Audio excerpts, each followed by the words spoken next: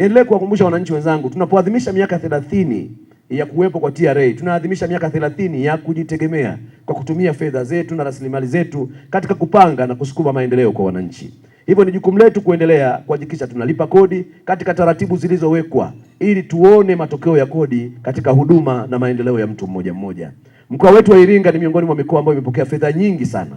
Na yawezekana lau kama kila mkoa ungekuwa unafanya maendeleo kwa fedha zake, yawezekana miradi mingi ya maendeleo mkoani kwetu isingeweza kufanyika.